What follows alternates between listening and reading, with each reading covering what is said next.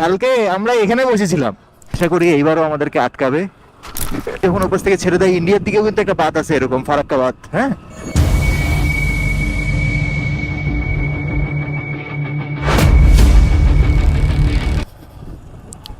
কি সুন্দর প্রাকৃতিক দৃশ্য।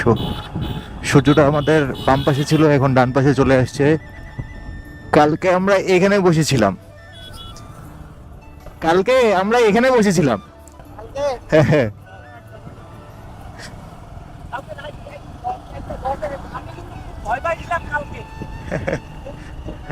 এইগুলো যখন পানি বাড়ে আর কি, এটা কিন্তু তিস্তা নদী। হ্যাঁ, যখন এগুলো পানি বাড়ে এগুলো সব পানি দিয়ে ভরে যায় এদিক দিয়ে সবটাই।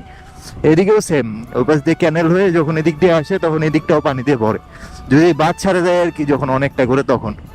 এখন তো পানি নাই, এখন পানি একদমই মানে জল এখন ইন্ডিয়া থেকে ছেড়ে দেওয়া বন্ধ করে দেওয়া আছে।